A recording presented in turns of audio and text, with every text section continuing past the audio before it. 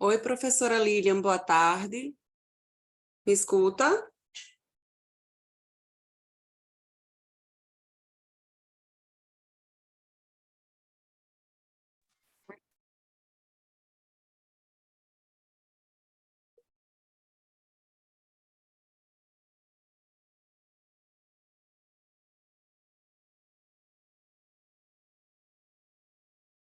Boa tarde.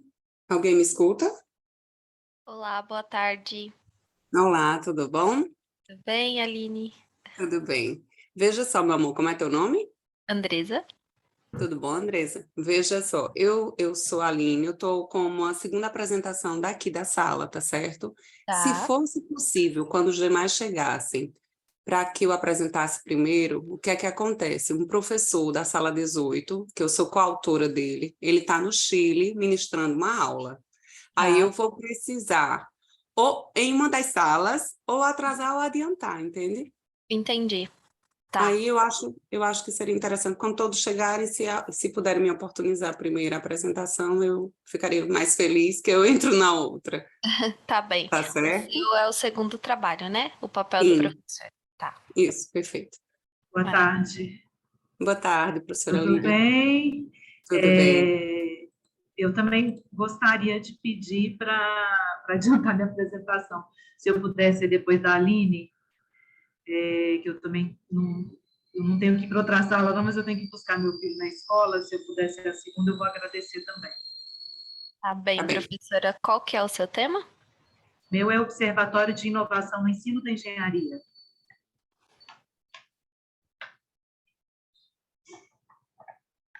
Ah, é o penúltimo seu, né? É,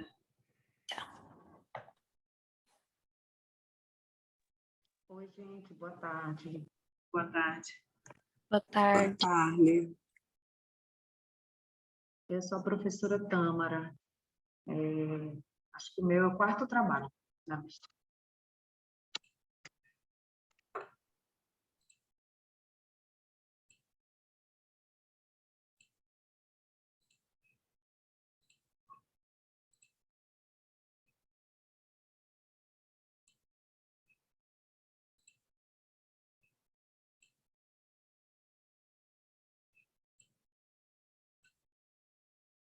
Eu vou fazer assim o seguinte: eu vou sair da sala, vou lá na 18, avisar que eu estarei em breve lá. Em algum momento eu chegarei. Pode ser? Aí eu volto já. Pode sim, temos mais 5 minutinhos, professora, para começar, tá? Ah, isso é importante também. O meu trabalho apareceu duas vezes na programação. Apareceu hoje, com o meu nome, que sou a autora principal. E amanhã de manhã ele aparece na sala 15 com a segunda autora. Aí o que a gente imaginou? Deve ter havido uma confusão, porque eu e ela enviamos dois trabalhos, só que eu sendo a primeira autora deste e ela a primeira autora do outro trabalho. Só que saiu o mesmo nome do trabalho. Tá. Então hoje tá certo, é o seu. Hoje está certo, é o meu. Tá. Amanhã, que está o nome dela, o nome do trabalho é que é diferente. É porque eu Tá, acho que deve ter havido uma confusão. Eles pegaram pelo nome, enfim, não sei. tá bem. Professora, vamos combinar assim. Então você apresenta o seu hoje, né? Que Sim, tá certo, e depois você entra no chat lá do site do STEM e registra essa informação, o pessoal poder alterar para ficar certinho, tá? ah, ótimo, Para não dar obrigada. problema na certificação, tá bom? Ok. Aproveitando, eu já disponibilizei aqui a lista de presença, tá? É um link do formulário que vocês precisam preencher, tá bem? Se quiserem ir adiantando.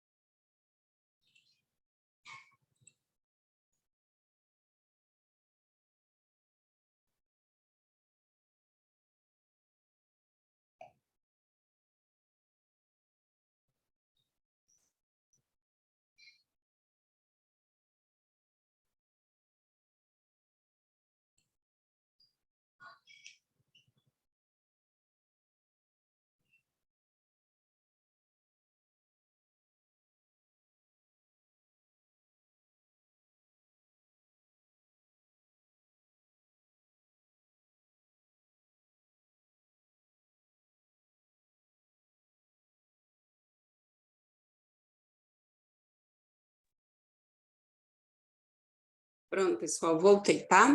Já está avisado lá. Tá bem, professora. Temos mais 2 minutinhos para começar, tá bom? Certo. Se quiser, eu posso até tentar projetar e passar, porque em outras salas está tendo um problema. Aí a gente já minimiza o estresse caso a gente não consegue ter esse minutinho, pode ser? Tá, vamos só esperar esses 2 minutinhos. Se quiser ir Certo. testando, tudo bem, porque se o autor do primeiro trabalho entrar, tá? Sim, Aí a gente claro, combina claro. com ele, se você pode. Certo. Mas eu posso testar? Pode testar, Pronto. tá? Aproveitando também, eu coloquei o link aqui da lista de presença, tá? No chat, se você também já quiser adiantando, já pode preencher. Nas outras salas, esse problema, a Aline viu que foi a história da conexão. Aí pediu para todo mundo ficar com a câmera fechada para, né, facilitar essa história, para não ter uma banda pesada. Não sei se vai precisar aqui, Certo. mas foi como funcionou. Todo mundo ficou de câmera fechada. Só o apresentador ficava com a câmera aberta e aí conseguia não travar.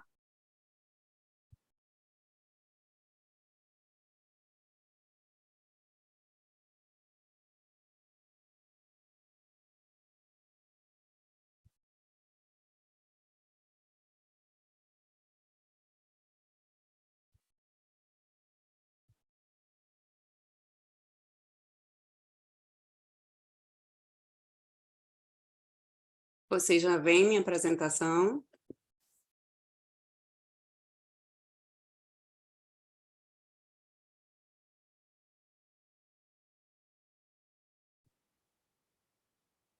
Ela está passando? Tá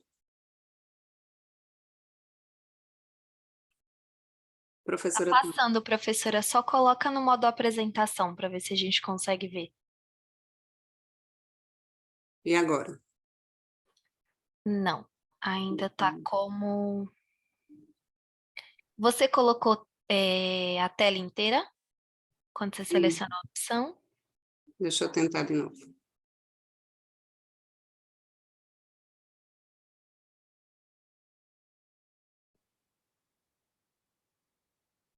Bom, já são exatamente 16h15, tá?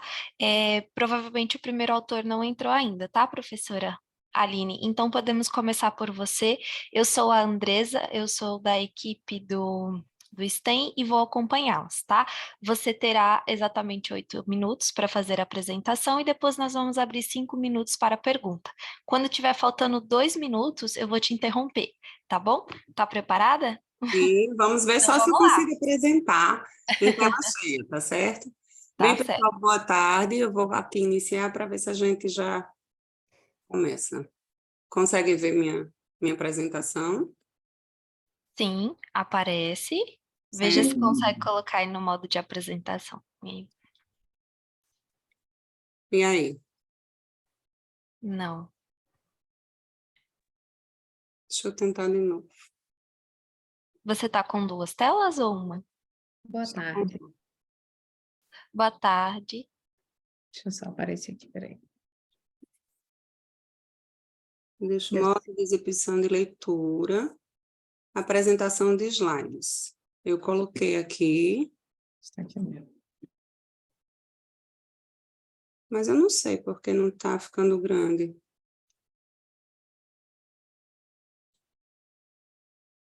Não está indo na tela cheia, né? Não, não tá indo. Oi, Ariane, tudo bem? Oi, tudo bem? Você é a autora do primeiro trabalho, certo? Oh, certo. Perfeito. Tudo bem para você se a professora Aline começar primeiro, que ela tem que ir para uma outra sala? Não, sem problemas, pode ficar à vontade. Tá bom. Obrigada, Obrigada. professora Ariane. Eu queria Uhum. ver por que eu não estou conseguindo, gente. Eu coloco a apresentação de slide na minha tela e vem grande, mas na hora de eu compartilhar eu não consigo. Você colocou como... Tenta novamente, professora, compartilhar a tela aqui para a gente ver. Eu acho que antes de eu compartilhar, eu preciso colocar como tela cheia, não é isso? Geralmente, quando você seleciona a primeira tela, ele já vai, tá? Então, vamos lá, ver novamente. Você coloca a tela cheia. Pessoal, tem uma lista de presença aqui no chat, não esqueçam de preencher, tá bem? Agora foi, professora, perfeito. Ótimo. Podemos começar? Sim, por mim, sim. Vou cronometrar, tá bom? Tá bem. Vamos Oi, lá. pessoal, boa tarde. Eu me chamo Aline Bezerra de Lucena, sou de João Pessoa, na Paraíba, portanto, tenho esse sotaquezinho que vocês devem, inclusive, gostar. Hoje à tarde eu vou apresentar esse trabalho intitulado O Papel do Professor no Fomento à Produção Científica a partir da metodologia ativa, um relato de experiência. Ele não está passando. Passou. Bom, falar da pesquisa científica é falar de um dos pilares importantíssimos do desenvolvimento do processo de aprendizagem do aluno.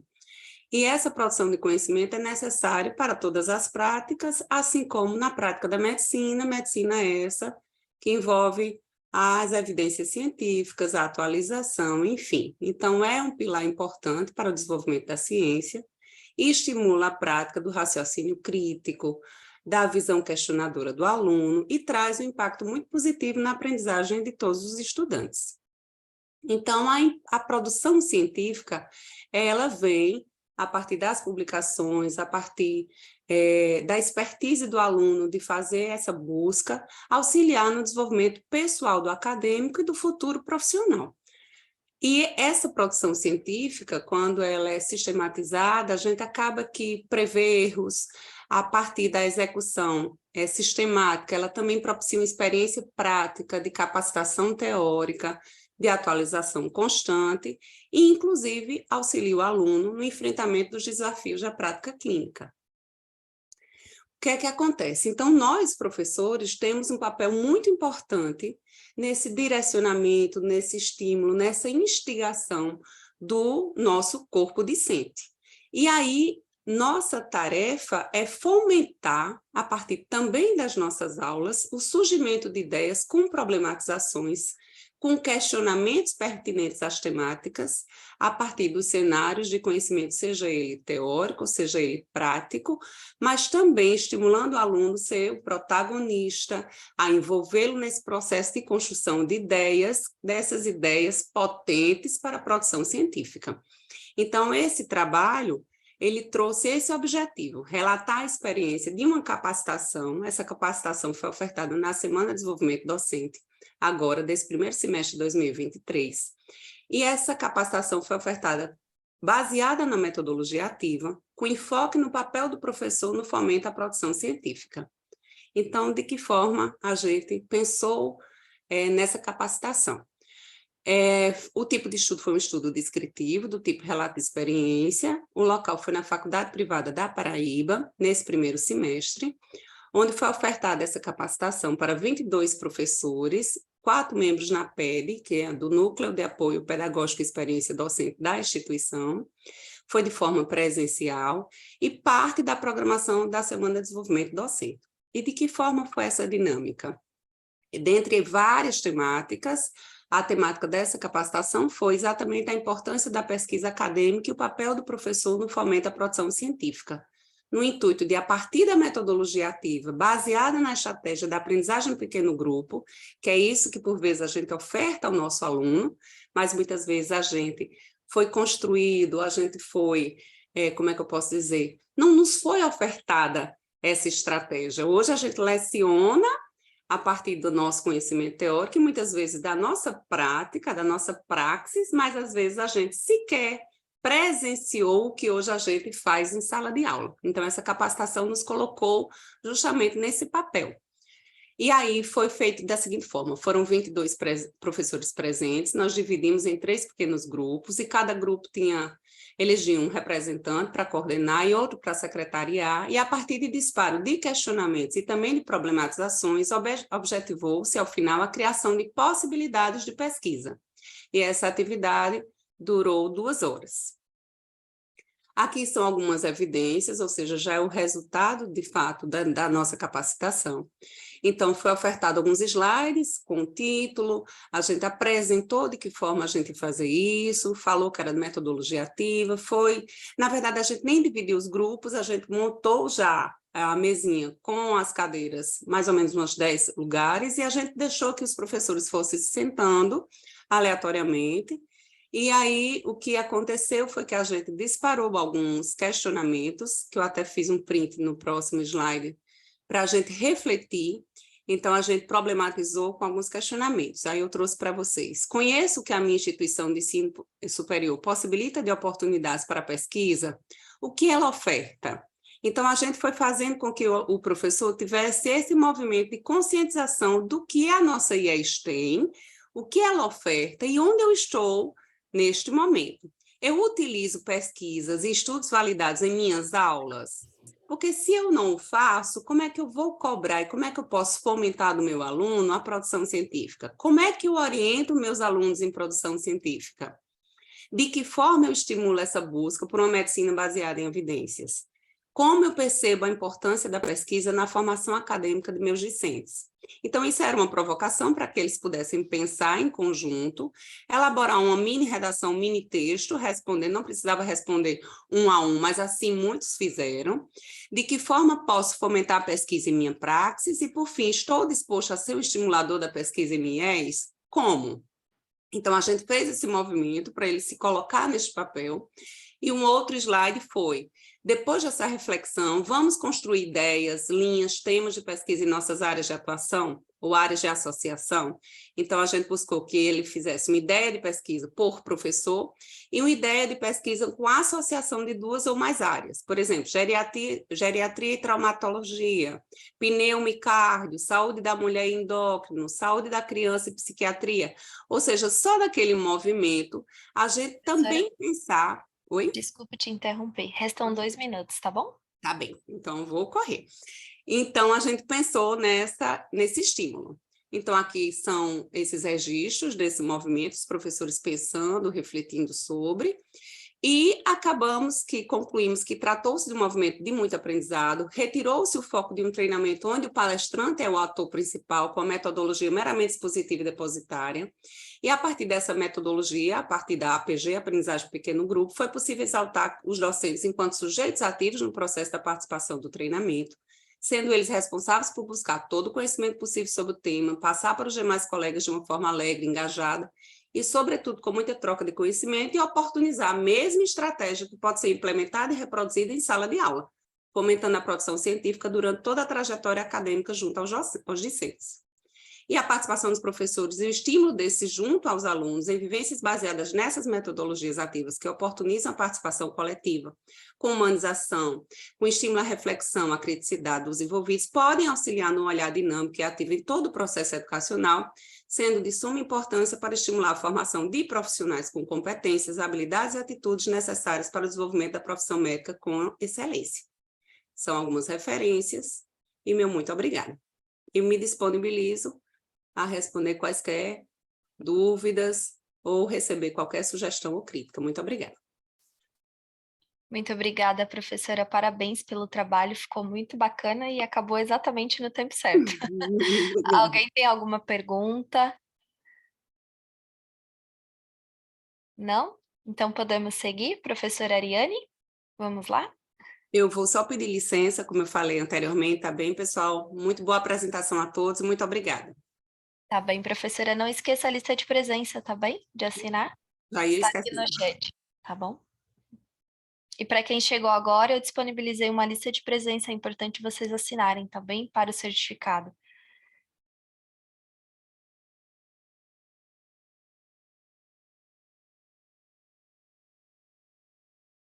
Pronto, boa tarde. Está aparecendo para vocês?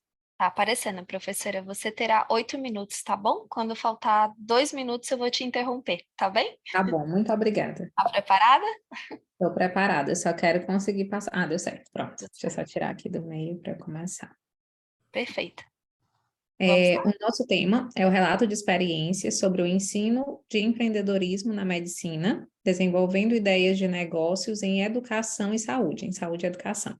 O trabalho foi feito por mim e a professora Renata, que é pró-reitora da instituição e responsável pela área de empreendedorismo. Pronto. Uma breve introdução. A medicina, né, a formação médica, ela sempre foi baseada historicamente no processo de saúde e doença e na busca por compreender as causas das enfermidades, buscar formas de tratá-las. Então, isso era bem voltado para o conhecimento técnico em si, e não tanto para as habilidades que esses profissionais precisavam desenvolver para o mundo que nós temos hoje.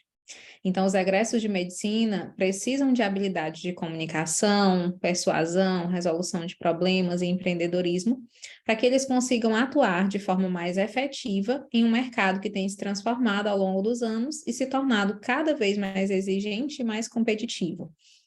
Eu sou professora de algumas turmas da medicina e percebo muito a resistência quando eles chegam, eles têm resistência com as metodologias ativas por virem do modelo tradicional. Foi legal a professora ter começado com o tema dela, porque demonstrou exatamente isso. E nós, professores, precisamos instigar o tempo inteiro. Então, na nossa IES, aqui em Teresina, a gente utiliza o empreendedorismo na medicina para desenvolver outras habilidades que eles vão precisar para a carreira. Os nossos objetivos foram compreender estratégias de ensino-aprendizagem do empreendedorismo na graduação em medicina, identificar ideias de negócios em educação e saúde para aplicar o empreendedorismo na formação médica. Tratou-se de um relato de experiência, é só um negocinho aqui no meio. Tratou-se de um relato de experiência da prática, né, da disciplina, da forma como ela foi organizada em todo o semestre, é uma disciplina que é aplicada todos os semestres, cada vez com uma turma. A turma, ela é composta por 140 alunos. Esses alunos foram divididos em 10 grupos inicialmente, e em cada grupo foram escolhidas lideranças. O papel das lideranças não era de fazer todo o trabalho, porque o trabalho deles era para desenvolverem ao longo do semestre uma startup voltada para educação e saúde, mas de instigar mesmo para que todos do grupo participassem, e eles tinham um papel muito importante. Então, deu uma guinada no processo, né, porque eles me ajudaram muito a conduzir os trabalhos com a turma. E aí, como é que começou? Primeiro, nós tivemos uma aula sobre ideias de negócios em saúde. Essa é uma aula onde eu trago para eles várias ideias, muitas ideias mesmo de negócios em saúde, coisas que começaram de uma ideia pequena e hoje são grandes empresas, como as startups são desenvolvidas. E a partir daí, eles começam a fazer um brainstorming, né? Uma tempestade de ideias, onde surgem várias ideias em cada um desses 10 grupos. Depois eles vão afunilando as ideias, e à medida em que eles vão afunilando, eles vão tirando algumas coisas que foram ideias inicialmente, mas que não são tão aplicáveis, ou que não vão gerar lucro, porque eles são instigados a olhar para o que pode gerar lucro mesmo, um olhar de empreendedor, e, por fim, eles escolhem uma ideia de negócio para ser desenvolvida durante todo o semestre por aquele grupo. Então, os 10 grupos, cada um tem uma ideia de negócio para ser desenvolvida na startup dele no semestre. E aí, na parte 1 de cada aula, a gente trabalha temas voltados para a formação empreendedora. Já vou mostrar aqui quais são os temas. E na parte 2, a segunda metade da aula, eles se reúnem em grupos para colocar em prática na startup deles o assunto da formação que foi visto naquele dia. Então, eles veem a teoria e veem a prática tudo no mesmo dia. E a gente conta com uma plataforma digital para o acompanhamento dessas jornadas empreendedoras, onde esses avaliadores também podem dar dicas, né, orientações do que eles podem melhorar a cada etapa do projeto. Então, alguns temas das aulas da formação: construção de produtos e proposta de valor, análise da concorrência, eles precisam analisar de fato, né, qual é a concorrência que tem para empresas nesse segmento, fazer uma validação de mercado onde eles entrevistam potenciais clientes para a ideia deles. Essas pesquisas acontecem, às vezes, por formulários do Google Forms, por entrevista direta, né? Eles entrevistam pessoas da faculdade, médicos de fora, clientes que se consultam com médicos de determinada área. Então, dependendo da ideia, eles fazem as entrevistas.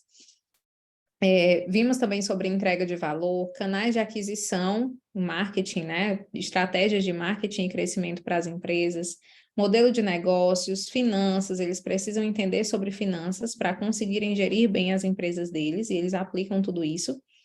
E capacidade de investimento, entre outros temas que foram acrescentados durante o período por mim. E aí, para o desenvolvimento dos negócios, os alunos tiveram contato com estratégias, né? Primeiro brainstorming, depois modelagem de negócios com Business Model Canvas, construção de perfis, Eles criam a persona da empresa deles inicialmente, porque todo o marketing da empresa vai ser voltado para atender aos gostos, às necessidades dessa persona. E estratégias de divulgação dos produtos, parcerias de marketing, né, as parcerias-chave que eles precisam fazer, como que eles vão divulgar, se é por site, se é por Instagram, se eles vão desenvolver aplicativos, eles desenvolvem mesmo, depois vou mostrar aqui para vocês algumas imagens dos trabalhos. E, por fim, o planejamento financeiro, entre outras questões. Então, eles desenvolveram as ideias passo a passo e foram validando essas ideias. Algumas ideias, quando vão para as entrevistas com os potenciais clientes, eles percebem que elas não são aplicáveis, porque não gerou interesse, porque vai dar muito trabalho, porque não vai dar lucro, e aí eles têm como modificar logo no início, né? Por isso que as entrevistas acontecem no início, eles já modificam a ideia para algo mais aplicável e validam novamente. Professora, Oi, 2 restam minutos. Obrigada. Bom, aqui eu coloquei algumas poucas imagens, tem imagens muito legais, mas eu não coloquei porque tem muita imagem deles, eu preferi poupar, mas aqui vocês podem ver uma apresentação, né? No final de todo o semestre, a gente chama avaliadores externos para cada um avaliar nas mesas os trabalhos deles. Então, eles apresentam nos slides, eles levam telas de TV como essa aqui, eles trazem o produto físico, eles mostram os aplicativos que eles criaram, o Instagram, o site, eles trazem banners, eles produzem brindes para os avaliadores também, para conquistar o cliente, né? Porque uma das coisas que a gente vê durante o semestre são estratégias de atração e fidelização dos clientes. Então, tanto o produto precisa ser bom, o serviço precisa ser bom, como eles precisam oferecer diferenciais, com descontos, com brindes, coisas que chamem a atenção. Aqui eles mandaram para a gráfica mesmo, né? Criaram um Med Planner para acompanhar a jornada dos estudantes de medicina lá da faculdade, do primeiro até o 12º período. Eles criaram aqui um aplicativo que é para gerir plantões, que é para médicos e enfermeiros e os diversos profissionais da saúde poderem se comunicar e trocar plantões quando um não puder, o outro pode cobrir, e eles negociam tudo isso lá pelo aplicativo. Aqui eles colocaram uma lojinha de produtos para médicos e para profissionais da saúde, uma lojinha online. E eles muitas validaram mesmo a ideia, aplicaram e estão ganhando dinheiro com isso hoje, né? A disciplina, essa aqui que eu estou mostrando, aconteceu no semestre passado e eles começaram a empreender de verdade. Outros colocaram a ideia, publicaram a ideia, né? Colocaram para ser desenvolvida mais para frente quando se formarem, mas o que é legal é que eles se envolveram de fato. E aí, por fim, nas considerações finais, nossa conclusão, é que essa formação empreendedora, ela partiu do período de resistência, porque no início eles têm muita resistência com a disciplina, exatamente porque pensam, eu quero ver a doença, como tratar, o que eu vou fazer para eu aprender a ser médico. Mas depois que eles desenvolvem tudo durante todo o semestre, chega a superação e eles saem com outra cabeça, com outra visão da carreira profissional na medicina. Porque eles podem ser também empreendedores dentro da medicina, montarem clínicas, negócios, e eles já aprenderam tudo isso, esse passo a passo para desenvolver. Uma outra coisa que a gente trabalha com a aprendizagem significativa, então eles colocam a mão na massa, entendem, estou encerrando, entendem o porquê, e tiveram contato com diversas estratégias, puderam colocar em prática e gerar negócios que podem ser muito lucrativos. Aqui são as referências e muito obrigada. Obrigada, professora. Parabéns pelo trabalho. Gostaria de saber se alguém tem alguma pergunta. Não? Eu tenho. Pois não.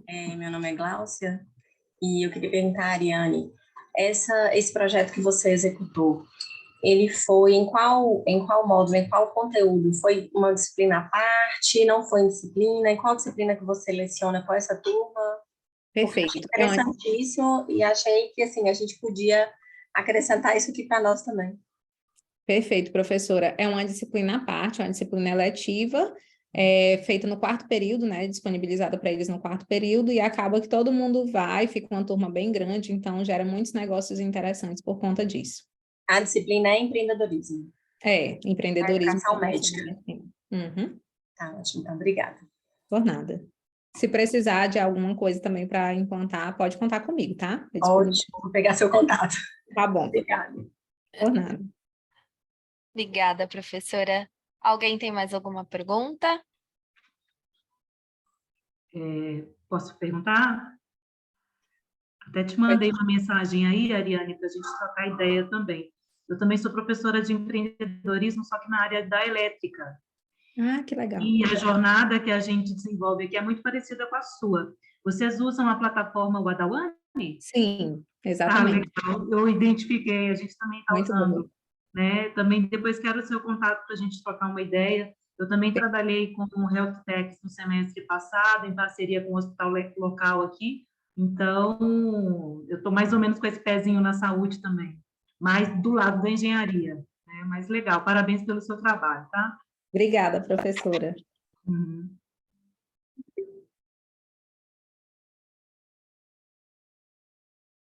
Mais alguma pergunta? Não? Perfeito, professora, muito obrigada, viu? Parabéns pelo trabalho. Não esqueça de assinar a lista de presença que está aqui Beleza. disponível no chat, tá? E você está liberada, tá? Se Tá bom, quiser obrigada. continuar, acompanhar, fique à vontade, mas tá bem? Tá bom, obrigada. Por nada. O próximo trabalho é a abordagem familiar por meio de aprendizagem por projeto, da professora Gláucia. Está aqui, professora, na sala? Sim, fui eu que fiz a pergunta para a doutora Ah, vamos lá. Ariane. Vamos lá. Só um momento que eu estou... Apareceu aí? Apareceu. Já está no modo apresentação. Você terá 8 minutos, tá, professora? Sim, agradeço. Obrigada. Vamos Bom, lá. meu nome é Gláucia Cavalcante, eu sou preceptora de práticas de ESC na Unifip-MOC e eu vou apresentar o trabalho abordagem familiar por meio de aprendizagem por projetos, inovando a educação em saúde por metodologias ativas.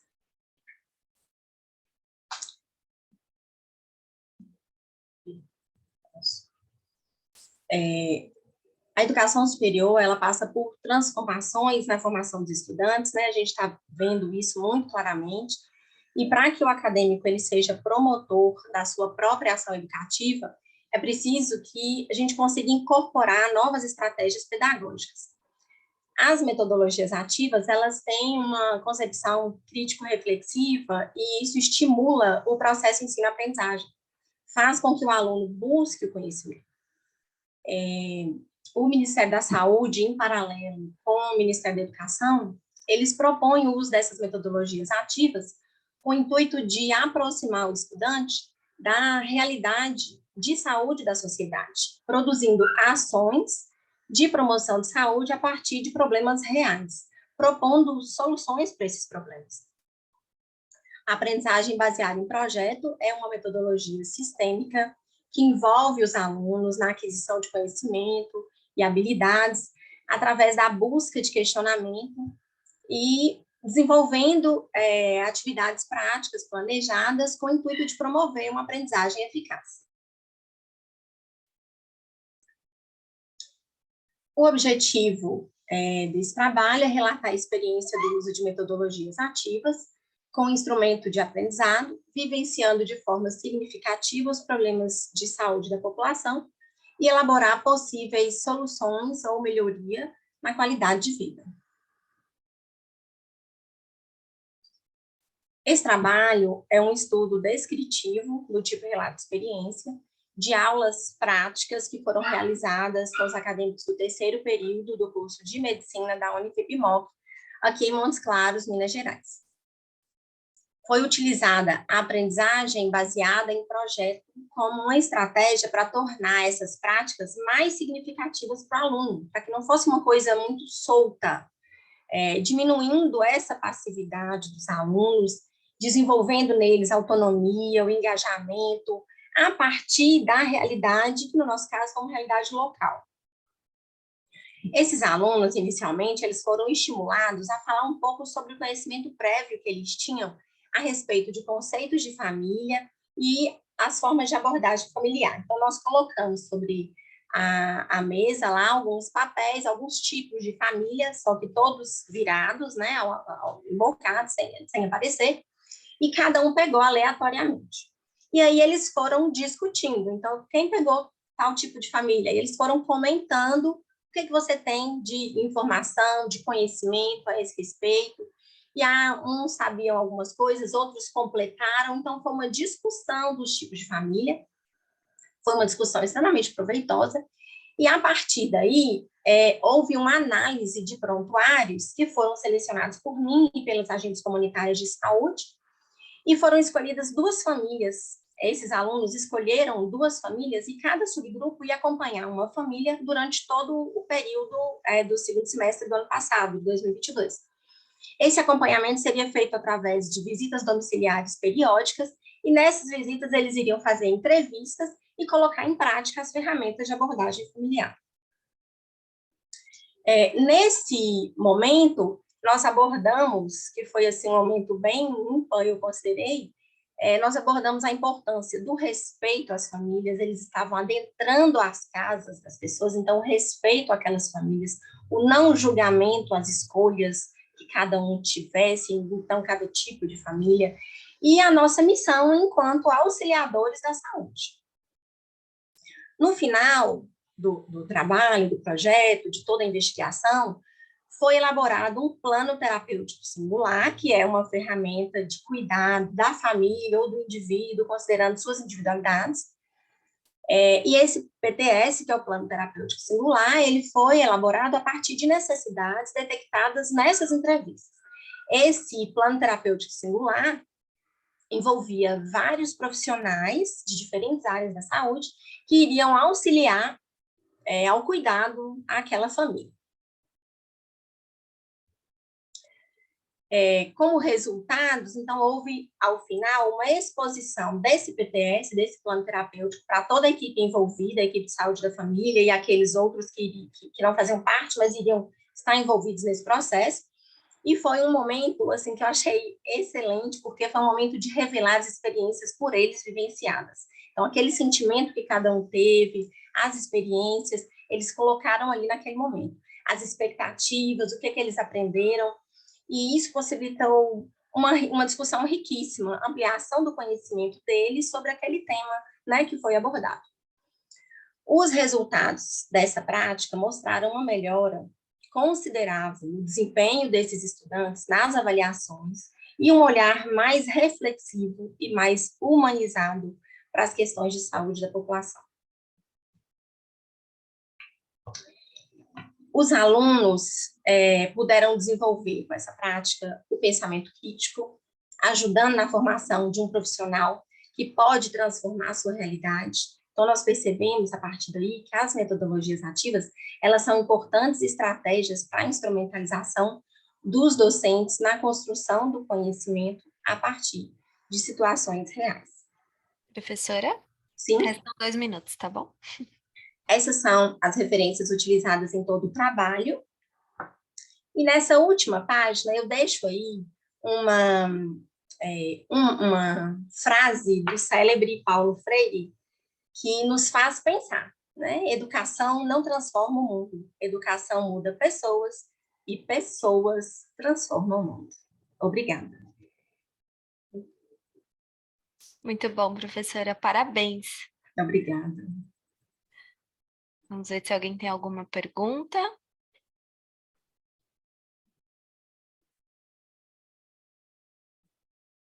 Não? Perfeito, professora. Fique à vontade, tá? Parabéns mais uma vez. Não esqueça de assinar a lista de presença, tá bom? Já assinei já. Obrigada. Obrigada, professora. Boa tarde. Boa tarde. O nosso próximo trabalho é a utilização de metodologias ativas na monitoria do curso de medicina, com a professora Tâmara. Olá, boa tarde a todos.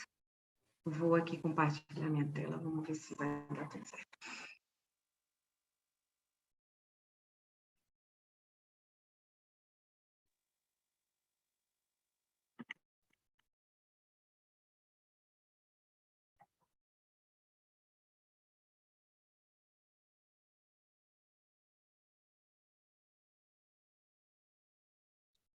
Pronto, vocês conseguem ver minha apresentação?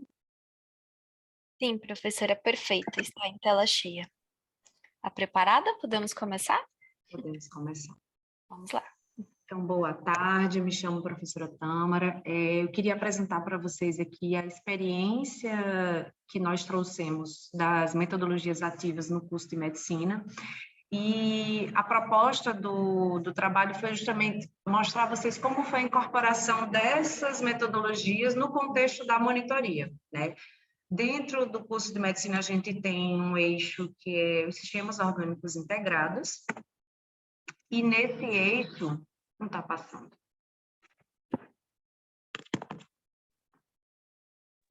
Passou. E dentro desse eixo, nós temos uma das maiores cargas horárias em relação aos conteúdos que o aluno de medicina vivencia no ciclo básico, no primeiro ao quinto período, né?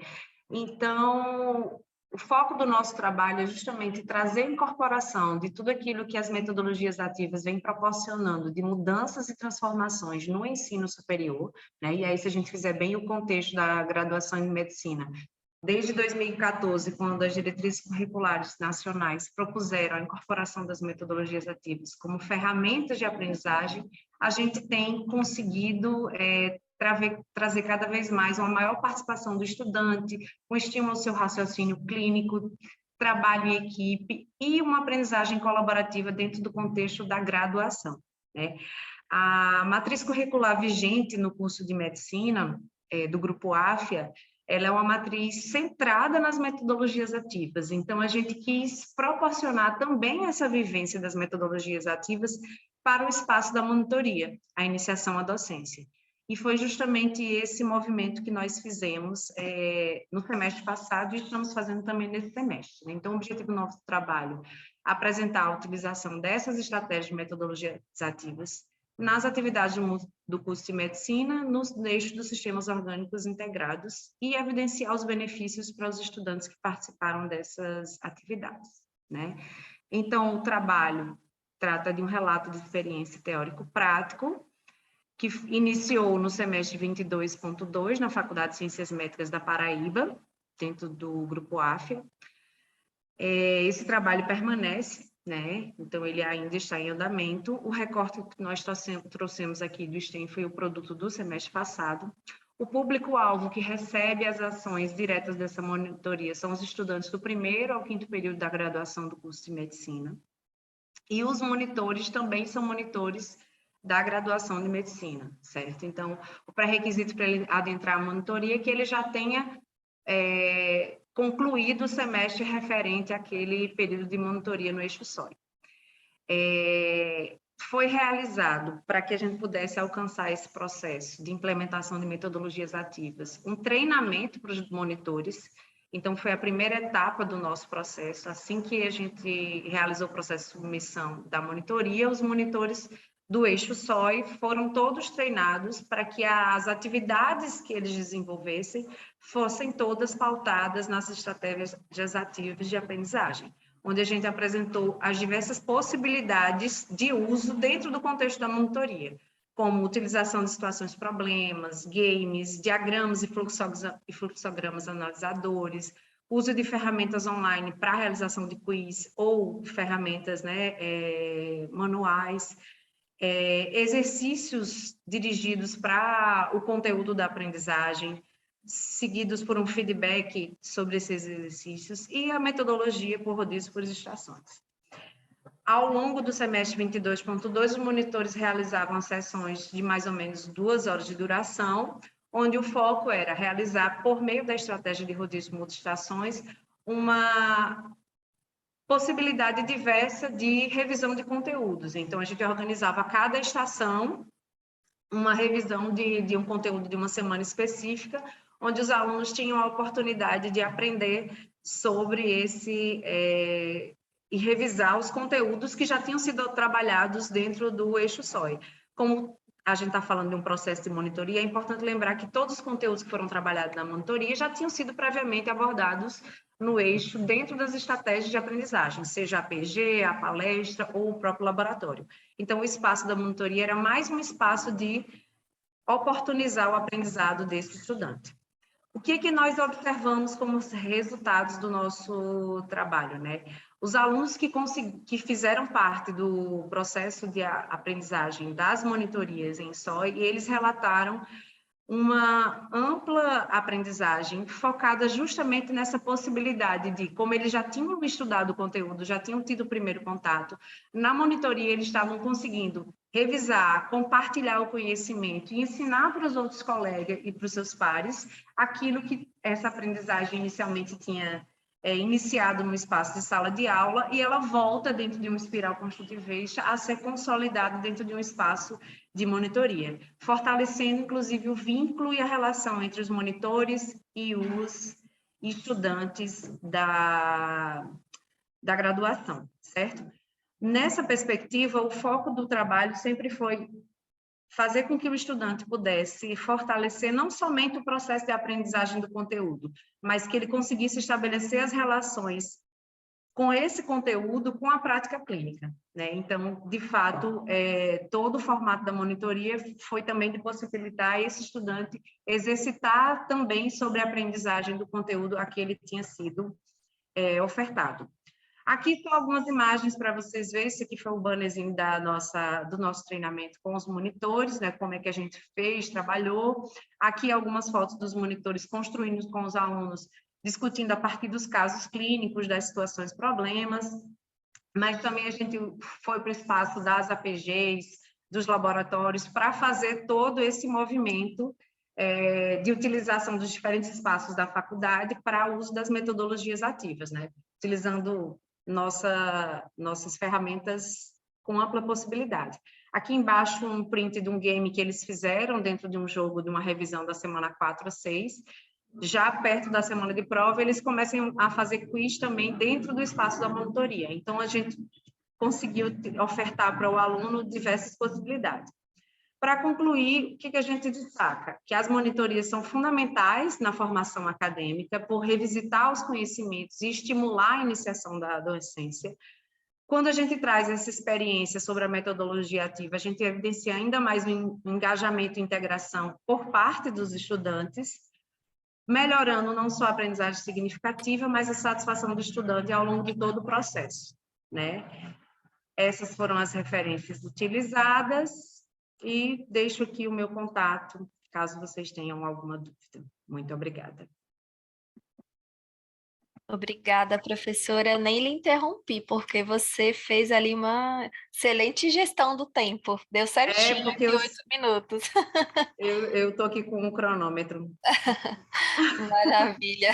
Parabéns, professora, pelo trabalho. Alguém tem alguma pergunta? Gostaria de comentar alguma coisa?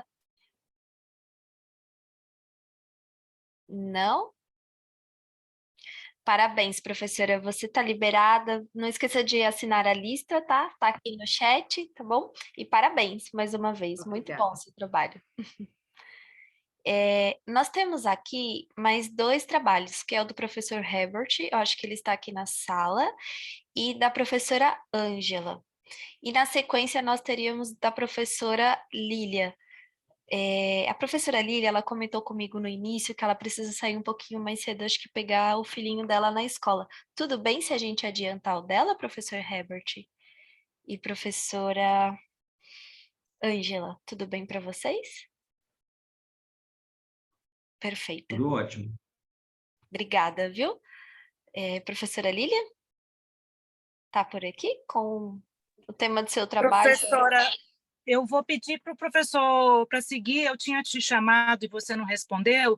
Então, pode deixar o professor Herbert apresentar, depois eu apresento, por favor. Tá bom, perfeito.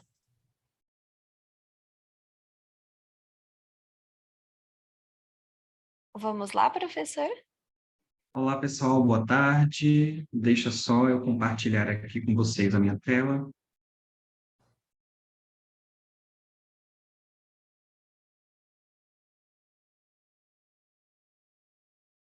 Eu acho que eu compartilhei. Tá, pronto. Já está aparecendo aqui, professor. Aí, perfeito. Ótimo. Vamos Pronto. lá? Gostaria de... Sim. Pode começar, né? Gostaria de parabenizar as colegas que apresentaram anteriormente. Hoje eu vou falar um pouquinho sobre um trabalho que nós temos desenvolvido aqui na unidade da FASA Itabuna, que é simulação realística, atuação do núcleo de apoio docente na implementação para a prática docente em habilidades médicas. É um trabalho que tem sido conduzido através da equipe NAPED, com a coordenação da professora Fernanda, juntamente com a nossa coordenação de curso de medicina, com a professora Mércia e a professora Tatiana, que também atua junto ao NAPED. Pois bem, nós sabemos que, com o advento das metodologias ativas, tem-se uma grande preocupação acerca de colocar o nosso aluno enquanto protagonista da formação deste conhecimento. E, nesse contexto, o professor ele acaba ganhando uma posição muito maior de mediador. Então, o aluno constrói, o professor media para que a gente atinja certos objetivos e o aluno ele possa, ao final do processo, obter habilidades, obter competências. E essas metodologias ativas acabam trazendo para nós docentes grandes desafios, dentre eles a de criação de aulas cada vez mais criativas e estimulantes, já que nós competimos com celulares, com tablets, com computadores que estão na frente dos nossos alunos. Isso também traz para nós um grande momento de reflexão e de crítica. Nessa perspectiva, a simulação em saúde ela tem se destacado como uma verdadeira ferramenta fundamental no desenvolvimento do curso de medicina e também em outras áreas de saúde, já que ela é uma ótima ferramenta quando a gente está falando na tentativa de evitar erros quando nós estivermos num paciente humano, né?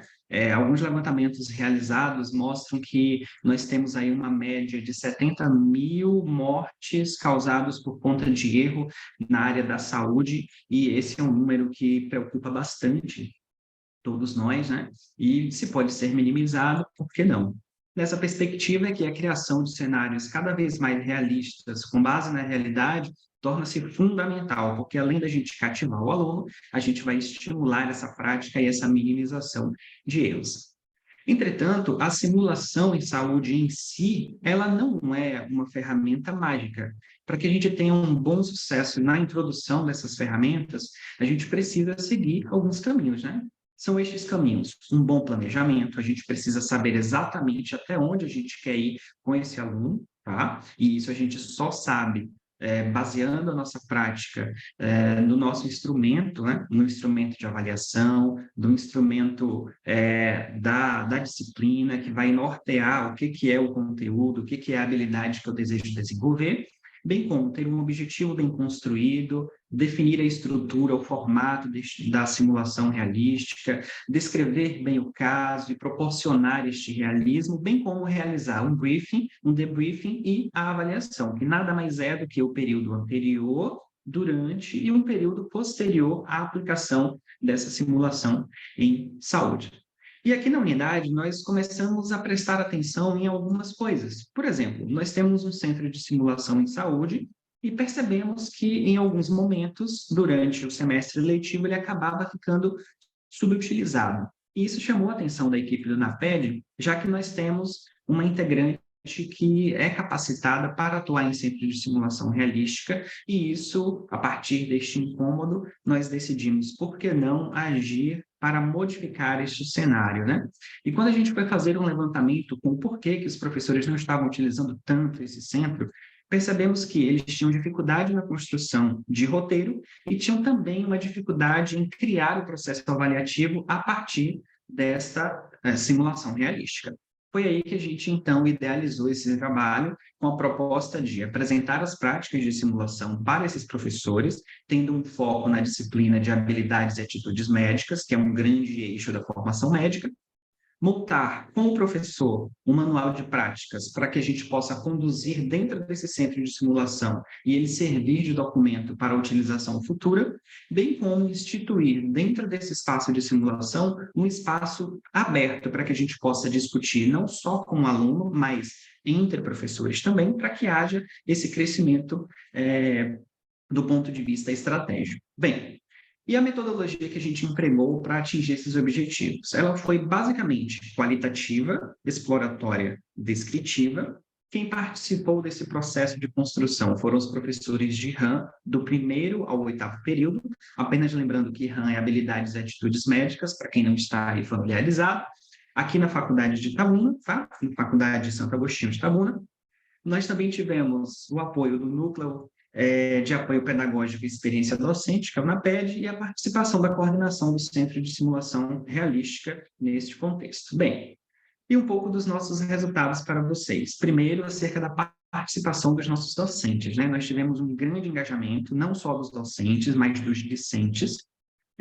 A gente pôde construir alguns cenários em conjunto com esses professores, e eles aplicaram com bastante sucesso nos eixos de habilidades e atitudes médicas, sobretudo do 5º ao 8º.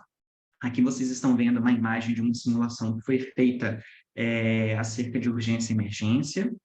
Aqui, só ilustrando para vocês uma outra construção que nós fizemos, numa parceria com o NAPED, de um ambiente simulado para como lidar com pacientes com queimaduras em diferentes graus, né? Então, era um cenário em que o aluno, na porta do laboratório, podia ler, inteirar sobre o que estava acontecendo ali dentro, e ao entrar o professor, ele iria atuar como um verdadeiro mediador. Ele estaria ali para avaliar, para analisar, e em seguida fazer o debriefing com esses alunos, para poder mostrar quais foram os pontos que merecem dali para frente atenção, e onde foi que o aluno chegou, até onde ele chegou e até onde ele poderia ir mais, tá?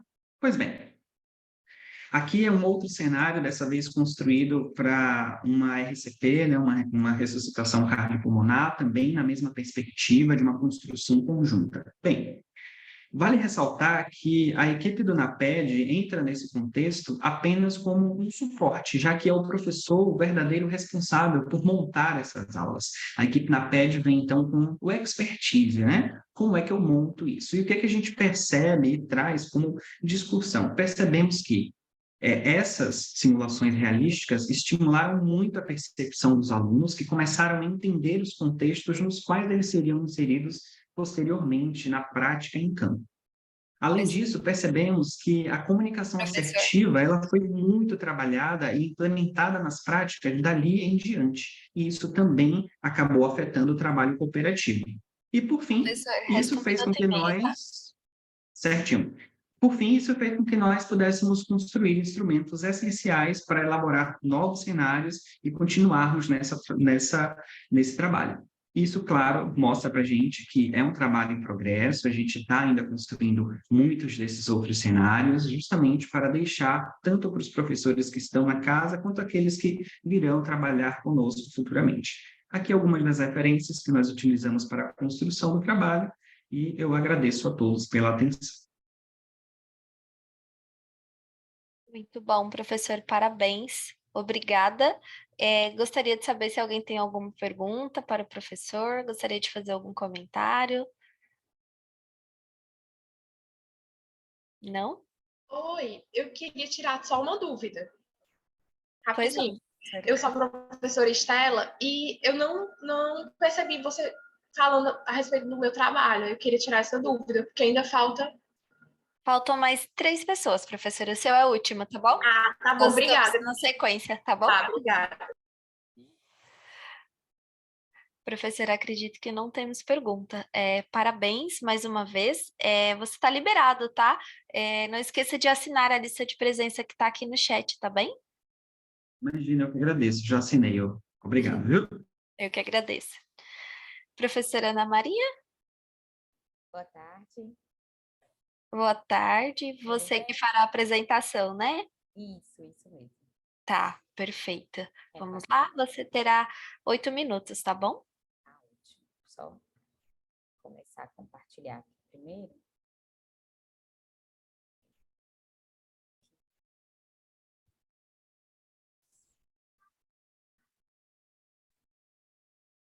Na hora que aparecer aí em tela cheia, certinho, vocês me avisem, por favor, tá bom? Já está aparecendo, professora. Ótimo.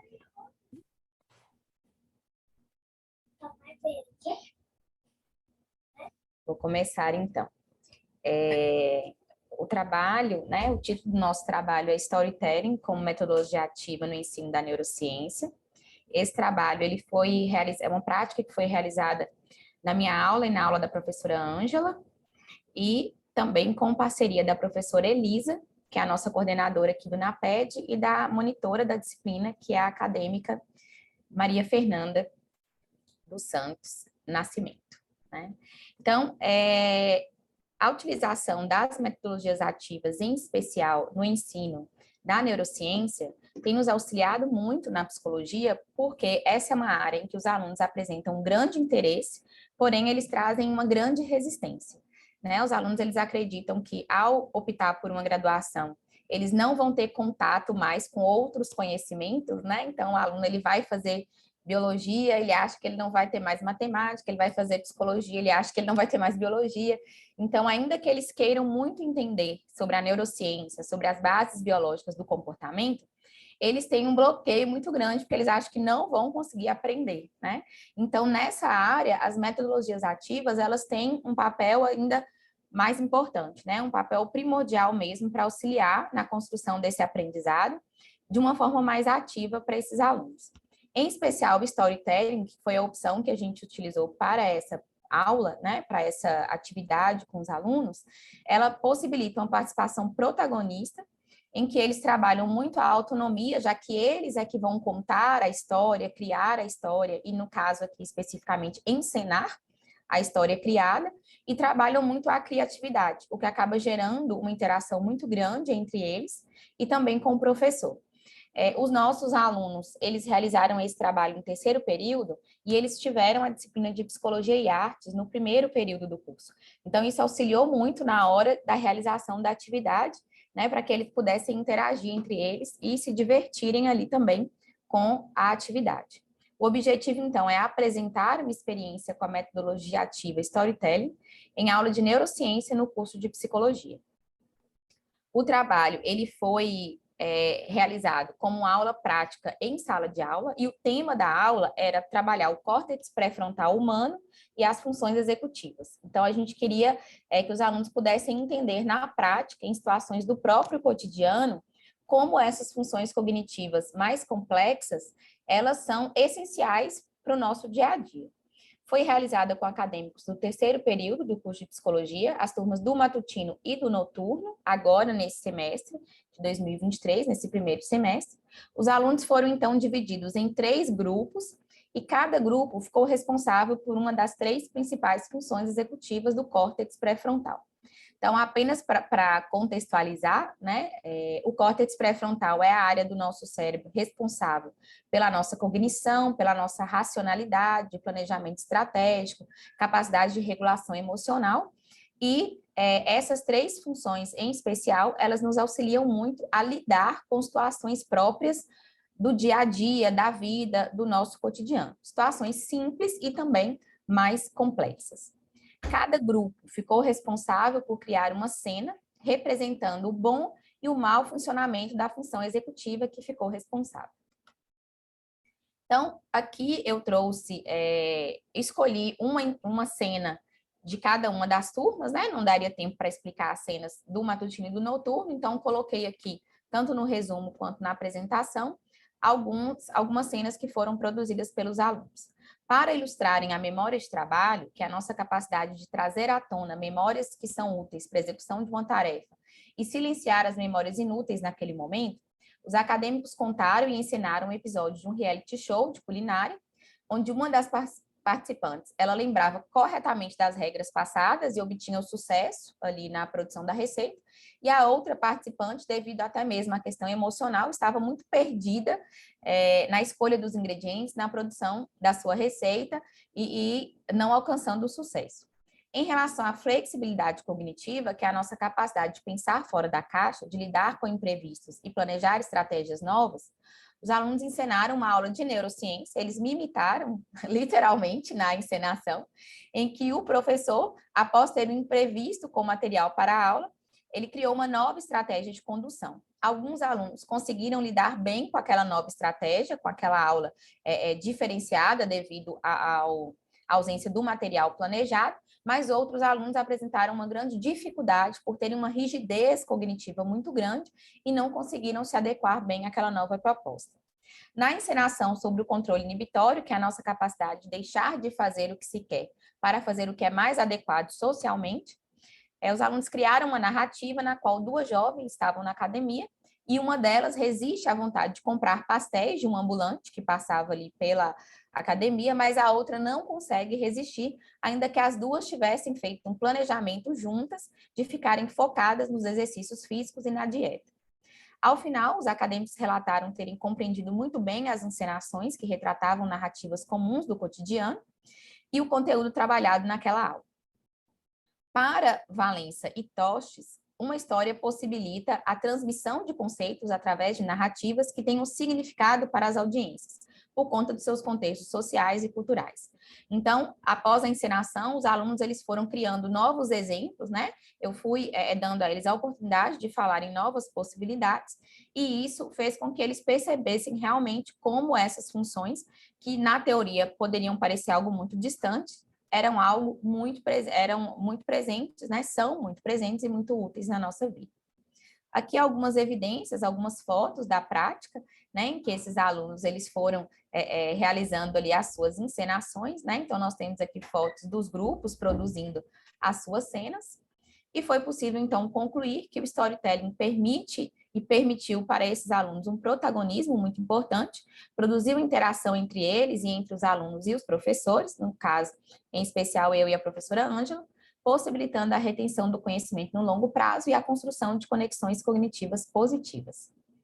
Então, essas foram as referências utilizadas na escrita do nosso resumo, né, do nosso trabalho, e agradeço muito a atenção de todos e a oportunidade de trazer a nossa prática aí para compartilhar aqui no Congresso. Muito obrigada. Muito bom, professora, obrigada. Parabéns pelo trabalho, né? Um material muito rico. Obrigada. Alguém tem alguma pergunta? Não? A professora está liberada. E parabéns mais uma vez, tá? Chegou a preencher a lista de presença? Que tá aqui. Obrigada. Então, perfeito, parabéns.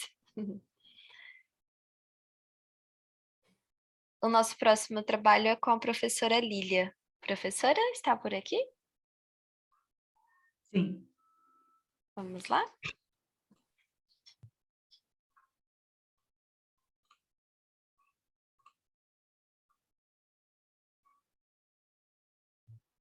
Ok. Estão vendo a minha tela? Sim, se puder colocar no modo apresentação, professora, para ficar com a tela cheia, é melhor para visualizar. Ok? Ainda não apareceu aqui para gente. Agora foi. Ok, beleza. Agora foi. Preparada? Sim, sim. Vamos lá. Só um minutinho, por favor.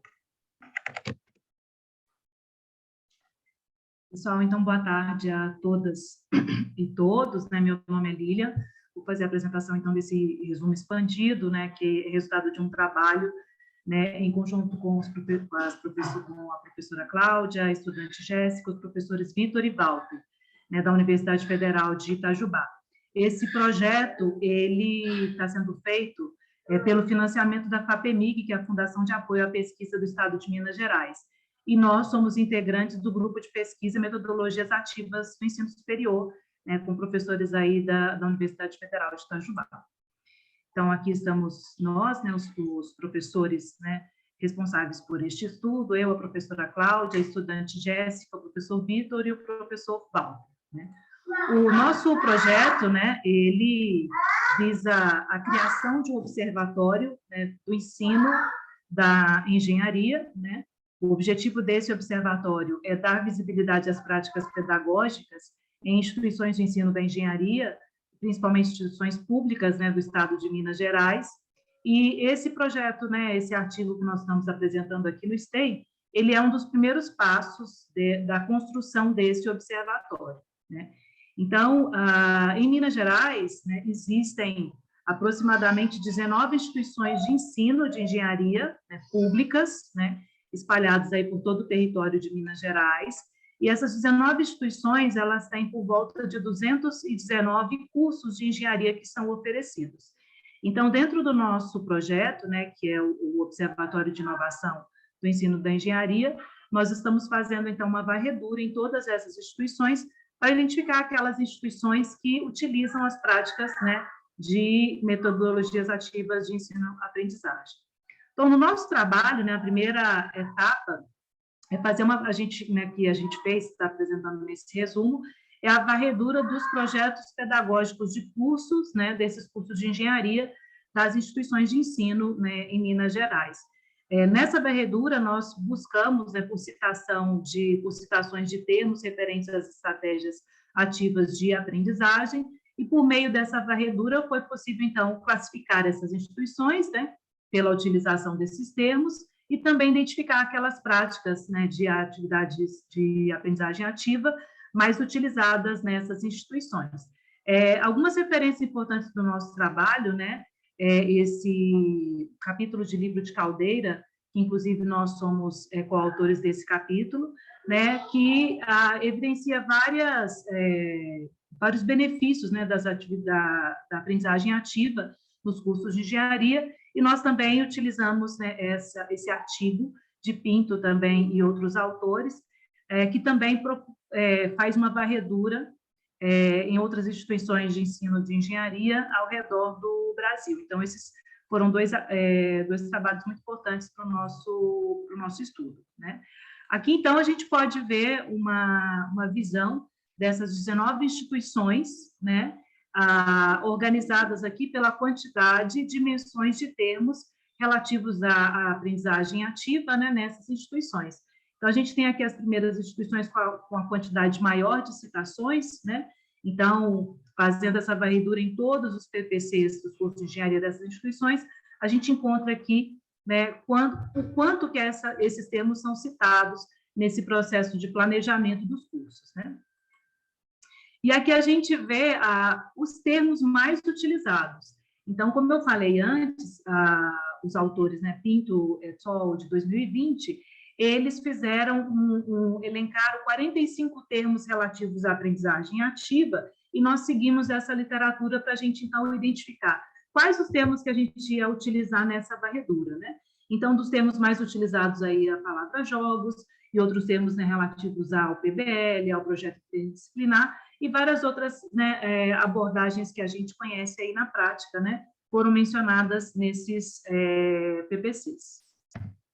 E aí é importante a gente realçar, né, que de todas essas menções identificadas, 55% dessas menções são relativas à aprendizagem baseada em projeto, né? Então, quando a gente fala de projeto interdisciplinar, quando a gente fala de PBL, de aprendizagem baseada em projetos e do Project Based Learning, a gente está falando do projeto como uma estratégia essencial aí para a aprendizagem ativa. Outra conclusão também que a gente tira do nosso estudo, né, que essas instituições, a Unifei, o Instituto Federal, a Universidade Federal de Uberlândia, a Universidade do Estado de Minas Gerais, o CEPET-MG, a Universidade Federal do Vale do Jequitinhonha-Mucuri e a UFOP, são as instituições aí com mais menções, né, dos termos referentes a estratégias ativas de aprendizagem, com um total aí de 76% de todas as menções que a gente encontrou. Então, como considerações finais, né, os nossos próximos passos serão, né, analisar como que esses termos são utilizados na prática, mesmo porque essa primeira varredura que a gente faz, nós acreditamos que nós conseguimos identificar indícios da adoção da metodologia das estratégias ativas de aprendizagem nesses cursos, né? Mas a verdade é que a gente sabe que entre o planejamento e a prática existe um gap. Então, próximos passos dessa pesquisa, né, vai ser a gente identificar como que esses termos realmente são utilizados, até mesmo nos próprios documentos. A gente sabe que a gente vai ter que fazer algumas ponderações, né, porque nós estamos comparando instituições de tamanho e de estruturas diferentes, né, e nessa pesquisa está previsto também nós fazermos levantamentos em loco, né, para validação desses dados coletados, e a gente vai ter que verificar também como que, de fato, essas práticas são adotadas nessas instituições, né, verificando não só esse nível de planejamento, né, curricular, mas verificando também como que o planejamento de ensino é feito e como que essas práticas, de fato, são adotadas nas instituições. Aqui algumas referências mencionadas, né, nessa apresentação. E meus agradecimentos aí, né, à Fundação de Amparo à Pesquisa do Estado de Minas Gerais, que está financiando essa pesquisa, e ao grupo de pesquisa, né, Metodologias Ativas do Ensino Superior, né, que nós fazemos parte aí na nossa instituição. É isso, muito obrigada. Obrigada, professora. Parabéns pelo trabalho. Obrigada. Gostaria de saber se alguém tem alguma pergunta, algum elogio, comentário no trabalho da professora. Não? Agradecer a presença aí dos meus colegas Cláudia e Vitor, que são coautores do trabalho e que participam do projeto aí comigo. Obrigada pela presença, pessoal. Bacana, estão aqui conosco. Isso. Obrigada, professora. Professora Estela, vamos lá? Professora Lília, não esqueça de preencher a lista de presença, tá? Você está liberada. Tá, obrigada, já preenchi. Obrigada. Tá bom? Boa tarde. Eu sou a professora Estela, aqui do IESVAP, pertence ao grupo AFIA Educacional. E vou trazer para vocês hoje, deixa eu começar aqui meu compartilhamento.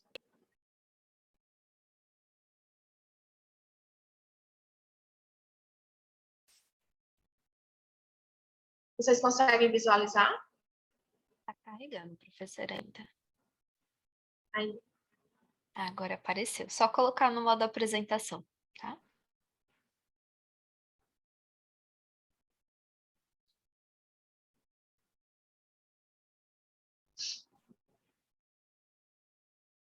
Ainda não foi.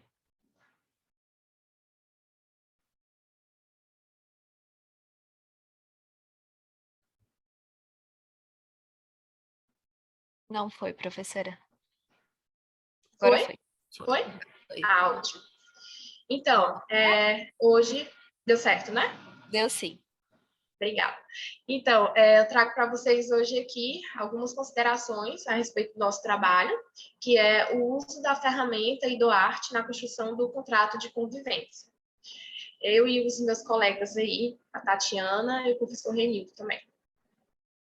Então, nós sabemos que os avanços tecnológicos, eles fazem parte do nosso cotidiano e eles mudaram as relações e não teria como ser diferente na questão educacional. Então, diante desses avanços tecnológicos e dessas mudanças, né, nas relações, a gente percebe que cada vez mais há necessidade de colocar o aluno no centro do processo de ensino-aprendizagem. O professor acaba atuando como um mediador, um facilitador do processo, e o aluno, ele fica ali responsável pelo protagonismo, né, no que diz respeito à questão de uma aprendizagem que seja eficaz e significativa. E aí, dentro desse viés, a gente tem a questão do contrato de convivência, certo? Um contrato que pode ser estabelecido no início do semestre entre os professores e os alunos, de tal forma que esse trabalho, esse contrato, ele vai ser aí, né, importante para convívio ao longo do semestre. Os objetivos aqui do nosso trabalho foi justamente relatar a construção de um contrato de convivência em sala de aula do curso de Direito, da IES, e, com base nisso, estabelecer aí quais seriam os papéis, as atribuições, tanto do docente como também dos discentes, de forma que estabelecesse uma relação que pudesse levar, de fato, a um conhecimento efetivo e significativo. Para isso, para a construção desse processo, desse contrato de convivência, foi utilizada essa ferramenta, que é o IDOART. O I significa a intenção, então, quais seriam aí os objetivos da disciplina? O DO são os resultados, e nesse momento o professor, né, iria passar aí os objetivos da disciplina. O DO ficaria com a questão dos resultados esperados. Nesse momento, era perguntado para os alunos o que eles esperavam da disciplina e quais seriam os impactos da disciplina na formação deles. O A, que diz respeito à questão da agenda, é tudo que pode ser feito para que aconteça de fato um aprendizado significativo. Então, as metodologias que poderiam ser utilizadas ao longo do semestre, como, por exemplo, o TBL, a rotação por estação, o fishball, também a sala de aula invertida. No R, novamente, a participação dos alunos com a questão dos papéis e das responsabilidades. Então, nesse momento, o professor iria perguntar a respeito, né, de quais seriam as regras e as atribuições desses alunos, e o T, referente à questão do tempo, ou seja, os prazos que deveriam ser cumpridos, a questão da pontualidade, a questão da frequência. É interessante que, durante o uso dessa ferramenta, em 2 momentos, né, que foi no caso do DO, que são os resultados esperados, e dos papéis e responsabilidades, os alunos, eles recebiam post-its e esses post-its respondiam às perguntas feitas pelo professor e esses post-its eram colocados nos quadros próximo aos professores para que eles pudessem verificar as respostas e, a partir daí, tecer reflexões em cima do que eles estavam colocando. E aí, nos resultados e discussões, nós temos justamente a questão do dinamismo, né? Porque a construção desse contrato, ela se estabelece de forma dinâmica, levando à interação entre os discentes e o professor, e também entre os discentes entre si.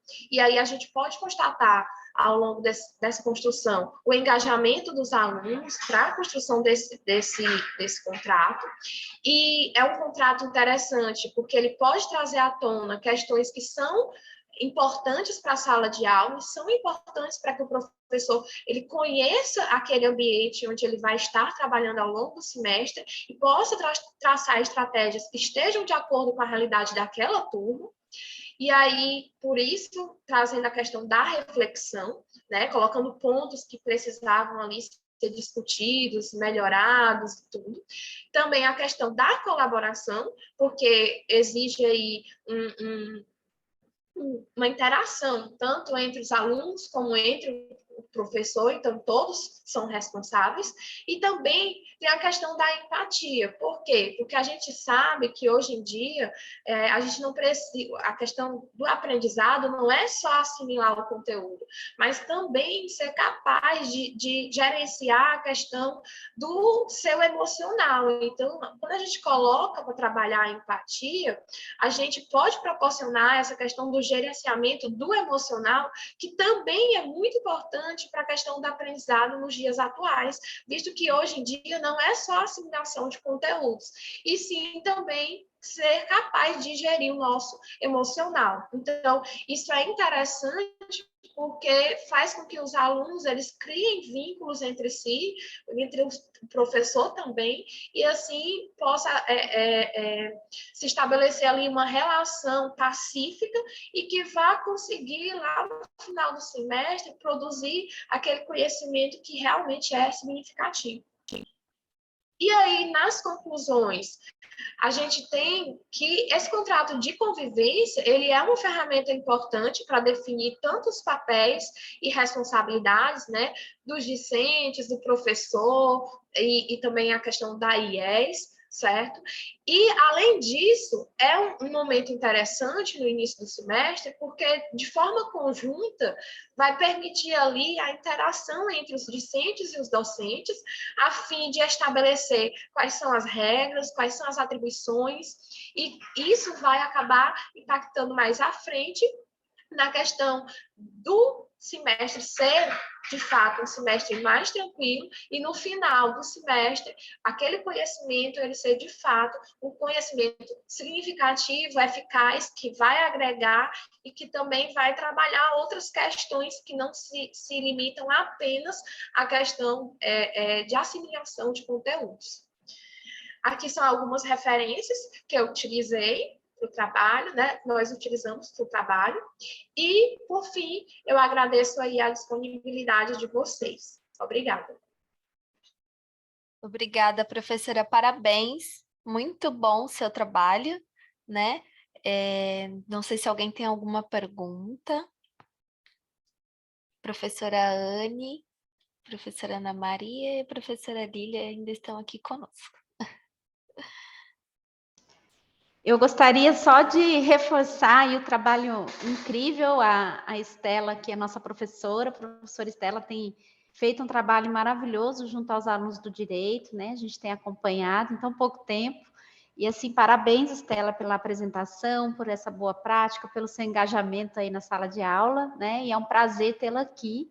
Então, eu só queria reforçar esse trabalho incrível que a gente tem visto aí grandes resultados, mesmo com turmas que são grandes, né, que eu acredito que seja um dos maiores desafios, que é aplicar realmente esses métodos e fazer com que turmas grandes possam interagir entre si. Então, parabéns. Muito bom, professora. Bom, não sei se alguém tem alguma pergunta. Se não, chegamos ao fim. Professora Estela, você assinou a lista de presença que estava aqui no chat? Assinei. E obrigada, professora Anne, tá? Pelas considerações. Obrigada aí à casa também, por proporcionar também para a gente esses momentos, tá? Muito bom, professoras. Então, muito obrigada. Foi uma tarde incrível aqui, muito aprendizado, muito material bacana, né? E me despeço de vocês, então até a próxima, tá bem? Um abraço a todas e sucesso. Tchau, tchau.